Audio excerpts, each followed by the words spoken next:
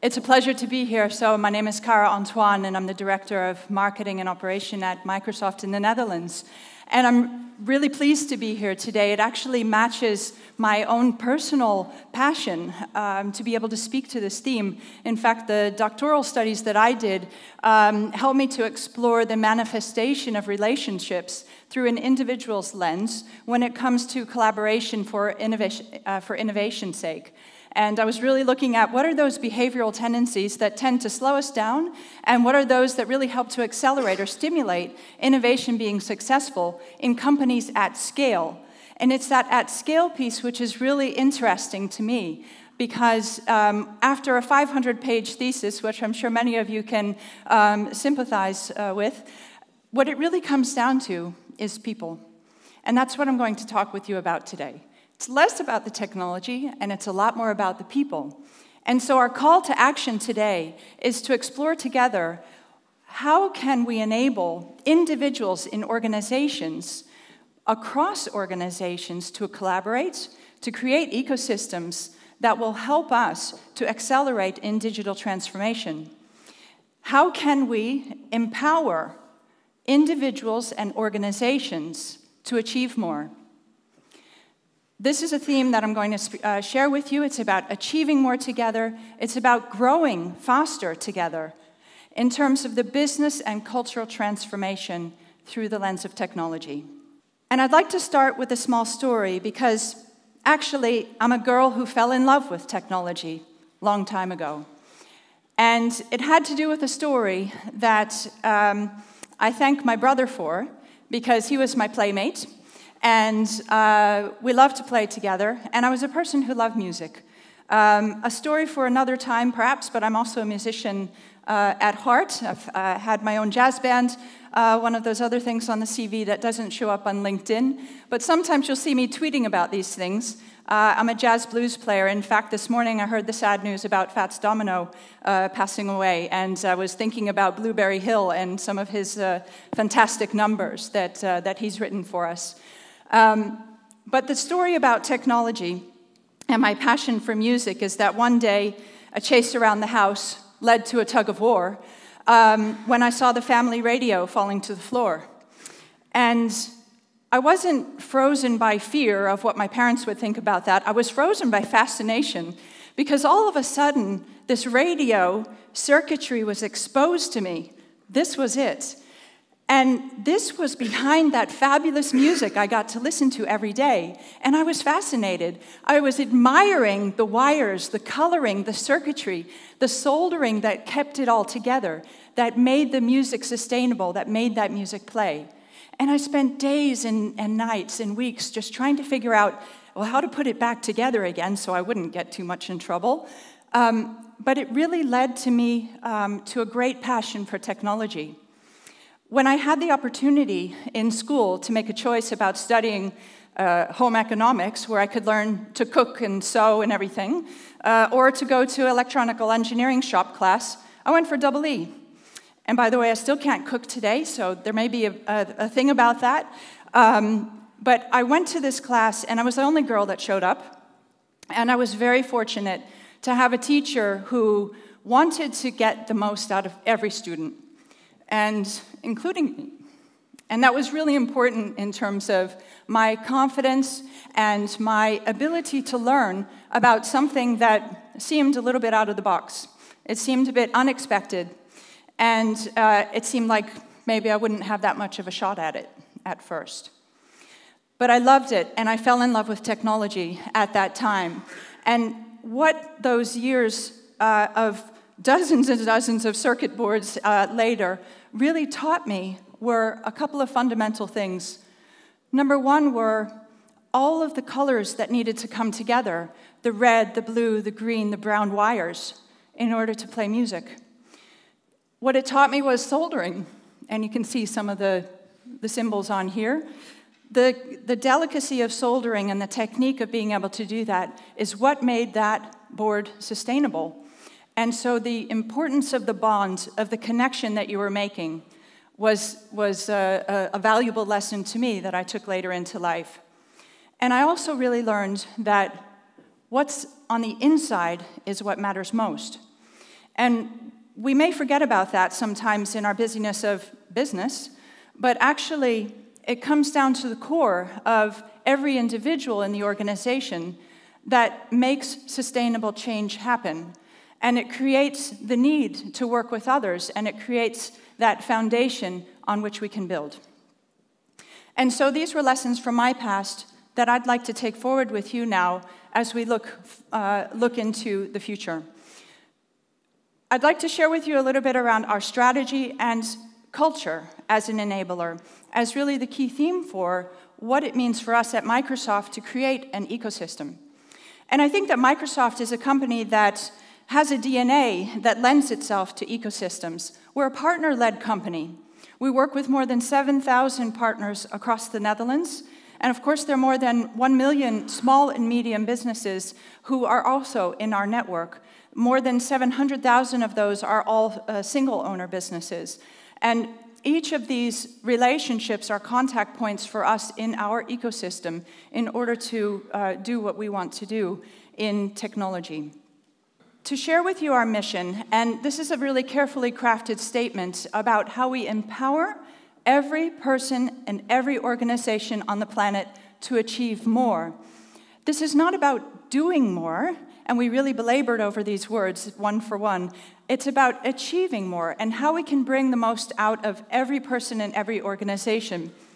I'll tell you, we even had one clever engineer that said to us, well, wait a minute. At any given point in time, there are about 15 million people in an airplane orbiting the planet. So what about those people? They're not on the planet, they're orbiting the planet. Well, we mean them too. So they're all included in this mission. In terms of our mission, it is enabled and underpinned by our culture. And our culture is something I'm going to talk about in a little bit more in the second half of my talk, and the growth mindset, which is so key for us in terms of how we look at stepping into the shoes of the other, to really understand the needs of the business, of the person, of the individual that we're dealing with. And then thinking about being customer obsessed. It's not about Microsoft promoting a product into the media or into the marketplace. It's about the customer telling the world how excited they are using Microsoft's products. It's really looking at how we enable the customer to improve their own business, to earn more money, to grow if that's their objective, and our view on customer obsession. I'm going to talk a little bit more about inclusivity as well. And one, Microsoft. Microsoft is a company that has been a very siloed organization for a long time. And there are some famous org charts of people pointing to each other, giving the blame around the organization, whereas actually we need to work as one. Within our own ecosystem as a company, we need to work as one in order to make a difference.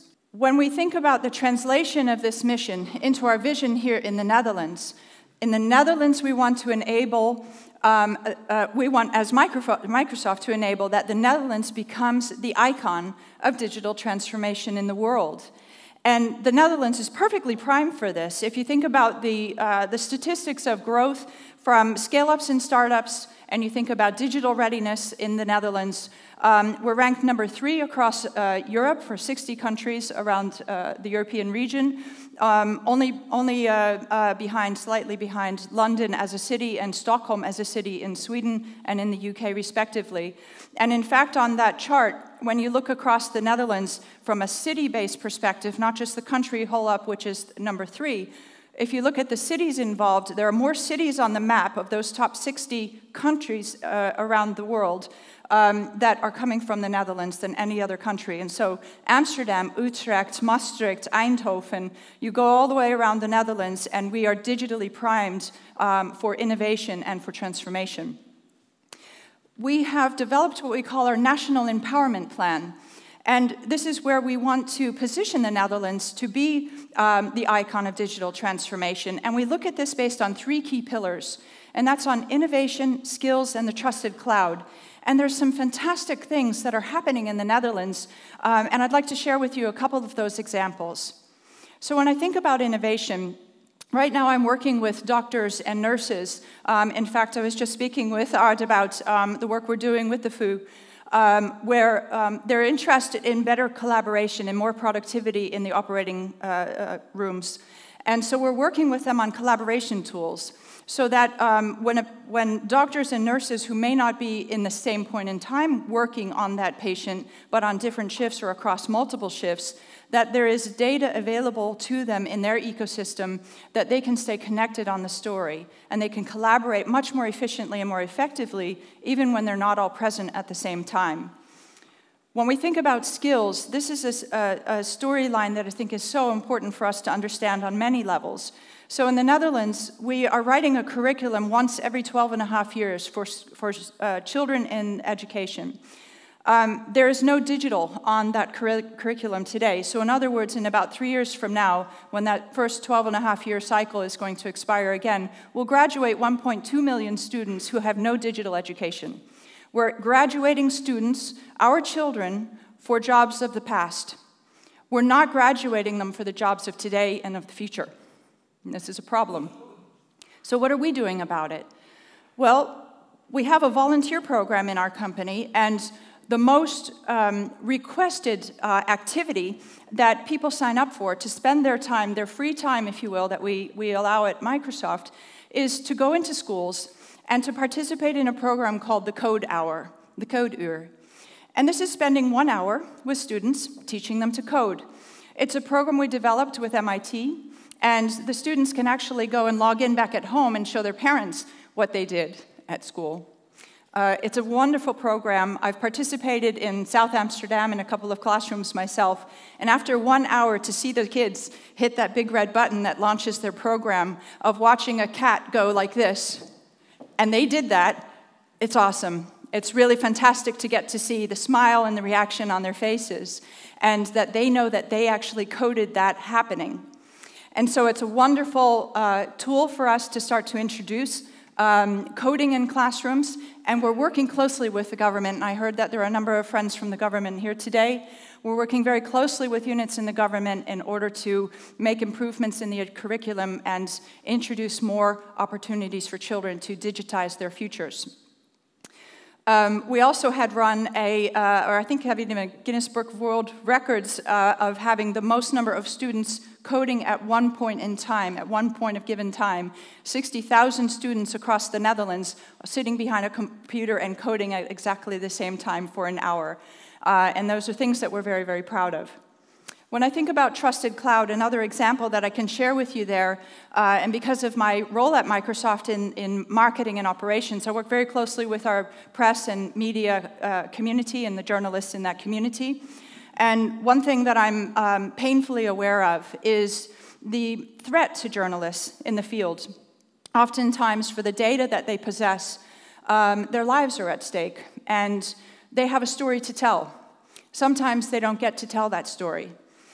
And in working with some special agencies here across Europe, we are now able to help them bring their data into a cloud, into a trusted environment, where it separates the person from the data, and it protects the individual by keeping the data preserved, protecting the individual at the same time, knowing that that data could be published at any time. So these are some examples that I think are really important of the work that we're doing to make a difference in the digital transformation. And as you can hear also, that's not Microsoft working on its own. We work within these ecosystems in order to make these differences possible. When we think about enabling digital transformation, so what is actually digital transformation? Simply said, digital transformation is making the most of technology. And all of us, I'm sure, can relate to the customer life cycle around how we need to empower our employees, engage our customers to optimize our operations, and ultimately transform our products. And this is a life cycle of engagement that we use through 4 different commercial solution lenses, which are actually where our products reside. But I'm not going to talk about Microsoft's products here today.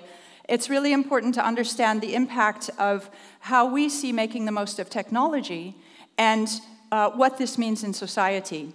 So an example that I'd like to share here is, for instance, with the MKB here in the Netherlands, so the small and medium business affiliation in the government. So I'm working very closely with them right now in an ecosystem, because the MKB have identified that they have special needs to reach into the million small and medium businesses that we have here in the Netherlands.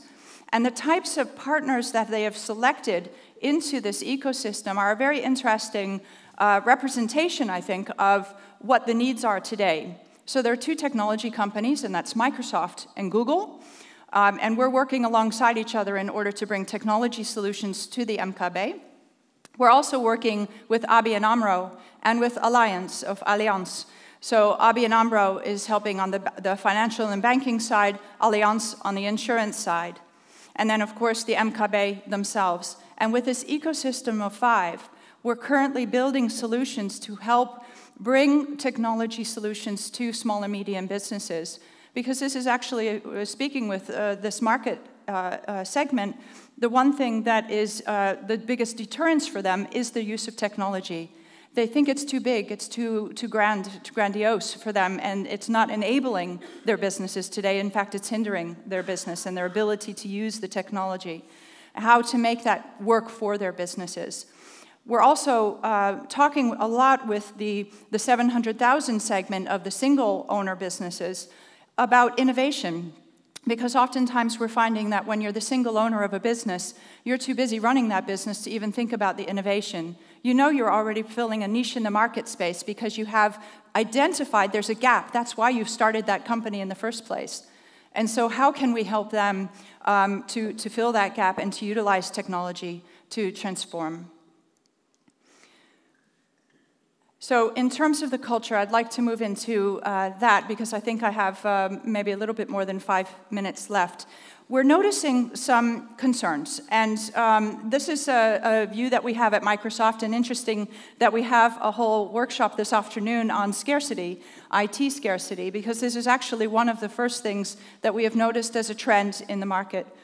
In terms of IT scarcity, the concern that we have is that from a Microsoft lens, the traditional players where we would tend to recruit and find workers for knowledge-based workers for into technology are that there's competition for us. If you think about the idea that most companies will be a software company sometime between now and the next 20 years, then any company wants someone with digital skills, with technology skills, in order to help their business transform into a software company. And so people have choice. They want to go to Microsoft or Google, Amazon, but they're also happy to go to any other small or medium business or corporate accounts and anywhere where digital skills are necessary. The other side of the equation also is we're not producing enough people into the marketplace. So I'm very passionate about STEM, so science, technology, engineering, and math, and the skills that we're teaching in the schools, particularly for young women. And we're doing a lot of activity today in Microsoft to help excite young women, young girls, to think about technology and to make a choice for technology. In terms of skills, we must all recognize that it's upon all of us to keep reskilling ourselves and learning new things, because in 15 years from now, the jobs we have today will either be obsolete or have changed significantly. So we need to constantly be reskilling ourselves and thinking about what are the jobs of the future. In terms of purpose, we very much understand that 75% of our workforce by the year 2025 at Microsoft will be millennials, the millennials we have today. And that means for us at Microsoft, a 40-year-old company, we'll be in our 4th generation as a company. We need to ensure that what we are offering to people in the workforce gives them meaning. Because people want to do work that they find meaning, that they find purpose and meaning in doing. And that's very important. And it's a trend that we see is being spoken about very much so these days. In terms of an inclusion, there's one phrase that I really love and I think sums this up so nice, which is, I go where I'm invited. I stay where I'm welcome. That, to me, says everything about inclusion. And what are we doing to ensure that people feel they belong? Agility, this is a topic for us, which is a highlight also of today's conference, and for us so important. And the fact that not every worker wants to work full-time, wants to work in an office. We're thinking about mobility and the fact that more than 60% of the cars on the road in the Netherlands today don't need to be on the road at any given point in time. We have technology that can enable people to work remotely, to work from other locations. And so it's not necessary to have the traffic problems that we have to get people to a location where they feel they must be there at every time of the day. Considering these trends, and if I think about a storyline that was just written by our CEO, Satya Nadella, he's written a book which is called Hit Refresh. And I think all of us have that hit refresh moment in our lives and in our careers, which basically means reflecting on where are we in our journey and how we bring empathy to the things that we do. Satya tells a very personal story in this book, one which is as a father of a disabled child, how that has changed his perspective on the world and how he has brought that into the way that he leads Microsoft. He also talks about our own transformation and about the future of technology, particularly thinking about artificial intelligence and mixed reality. He's also challenging us in this book to think about what we call a growth mindset. And a growth mindset is at the core of everything that we do today. This is about us being agile in the workplace and understanding the needs of our customers, the needs of our partners, and wanting to broaden our own scope to think about what are the things we need to unlearn in order to be able to relearn or learn new skills. This also links to our culture, which I described up at the front a little bit on growth mindset, being customer obsessed, and what that means for us in terms of making a difference in the world. And I'm speeding up a little bit right now, I know, because I'm getting some signals that I'm nearly out of time. But I did want to touch on one thing, which is how we're living this ourselves. We're currently transforming our building. So this is an actual physical renovation, physical transformation that we're going through. Because we occupy a space at Schiphol Airport, which is the Microsoft headquarters for the Netherlands. And in this location, we are on a 10-year lease, and our lease is expiring next year, so we needed to make some decisions. And we thought, well, 10 years ago, we started what we called the new way of working. And the new way of working for us was all about how we could collaborate better internally with our own colleagues, because we were missing those connections inside of Microsoft. As I described earlier, we worked in silos. We were fighting against each other. We had more internal problems than realizing there was a whole world outside that didn't care a thing about what our problems were. They just wanted to work with Microsoft and its products. So we created the new world of working because we needed to learn how to collaborate better as a company. And Art and I were just talking about this before the start of today to say, you know, we're going through this evolution of closed innovation or closed collaboration to open collaboration and ultimately to collaborative innovation. We're right now in this phase of, after 10 years, making a decision. We will stay at this location. We could have made easily choices to go to a beautiful glass shiny building in the middle of Amsterdam or someplace else, or could imagine returning to beautiful Hoofddorp. But we decided we would stay at Schiphol Airport and we will renovate this building ourselves. And we are digitizing, we're making this a smart building, and we're also changing our behaviors and changing the way we will work with our partners and within our ecosystems.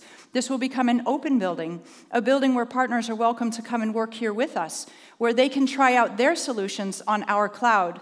We will have a center where it's called the holodeck, where we will use our HoloLens in order to allow customers and partners to experiment and try out their own solutions on our tools. And we will be working with gamers because we're setting up a really cool gaming center where they can come in and code and test and develop and play their games to show us what the future of gaming is going to be. And this is going to be a very open and collaborative space, which would not be possible if it weren't for the ecosystem that we're creating around that. So I know I'll need to close. I do have some ideas around the things that we've learned, which I will not go through in respect of your time. We have given this some thought. And I will say one of the 10, and that's the number one here, honoring your past in order to define your future. With one other example that I want to share with you as we're ramping up towards the end of our year and the holiday seasons that are coming up in Christmas time. I think a beautiful tradition that Microsoft has long held is the sense of giving. And we have what we call the giving tree in the lobby of our main office at Schiphol. I invite you very much to come along and experience this with us. On the giving tree, we hang ornaments for children who have wishes that have been unfulfilled. And we fulfill those wishes for those children. And in talking to my colleagues, the one thing that they said to me is, Cara, we need more balls. So we're going to be putting up more Christmas balls onto our Christmas tree this year in terms of the spirit of giving. And this is something that we honor from our past, and we want to continue to doing even more of in order to achieve even more happy children's smiling faces at the end of this year. So in closing, what I would just like to say is that it's so important for us to think about how we collaborate across our organizations using a growth mindset to really step into the shoes of the other and thinking about what our own core meaning is, what brings the meaning and the definition of growth mindset to ourselves so that we understand better what others are going through in order to tune in to the future. Thank you very much.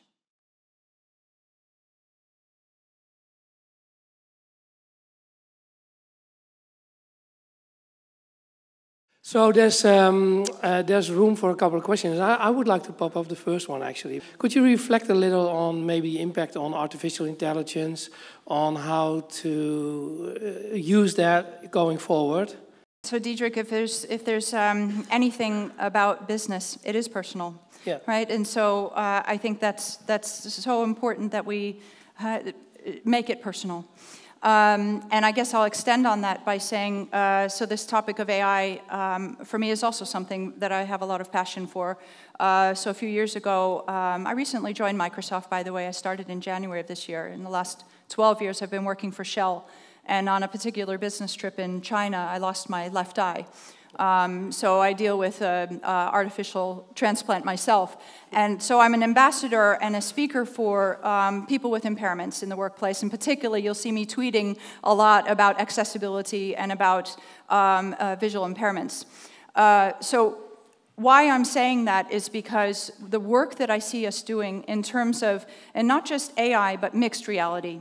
Right, so we're talking about it's the combination of augmented reality, artificial intelligence, and then we put that together and we call that mixed reality. The work that we're doing for people with visual impairments to help those that cannot see to see again is, to me, probably one of the most powerful examples of what the goodness of AI can bring and of mixed reality can bring. So working with the HoloLens, also in our ecosystem, working with other collaborators where you start to see that the solutions that we bring don't only benefit then those with accessibility concerns, but can benefit anyone. If you think about tourists that are walking through a city and they don't know the names of buildings or the names of streets, and they're using these augmented or visual tools, they're able to find their way. You go into a museum and you have the devices telling you about the painting and more information than you would ever know in reading the little placards next to the painting. So many usages that we're finding through the mixed reality opportunities. And I think what excites me so much about it is that there's so much that we don't know. At Microsoft, we say that we want to be a learn-it-all company, not a know-it-all company. And I think that really underpins this fascination that we have with mixed reality, because there's so much we don't know, and we need to work within our ecosystem and with our partners in order to develop the things that we couldn't even imagine right now are going to happen. Yeah. Well, looking back 10 years ago, we couldn't imagine that we were having this discussion, you know. Yeah. So it's going really fast, so thank you again. Next month I'm going to give a TEDx Youth to British students on the British school with the HoloLens on. But I'm wondering if I can give a demo of where I'm talking with someone in Pakistan and I'm helping out with his car that is broken, looking through his eyes. And I wanted to know if it's possible already, if I can screen share with him. I think everything is possible. and we need to work it out. So I don't know exactly how we can make it work, but I'd be happy to talk with you about what we need to do. Certainly the technology is available, and it sounds to me like you'd be looking at multiple layers in terms of the solution you need, using Skype in order to communicate with video accessibility, using the HoloLens, and many other collaboration tools. So happy to pick up a conversation if you'd like to link with me on LinkedIn. Yeah, would be great. And if he in that country doesn't have a HoloLens, is it still possible via, for example, your phone? So the HoloLens is necessary at least on one side, because that's the view that will be projected to others. And so then on the other side is where you just need your connections. You need your computer, you need Skype, or some type of a video capability in order to see what it is the person the lens is viewing. So we can finally help third world countries from here. Absolutely. Thank you.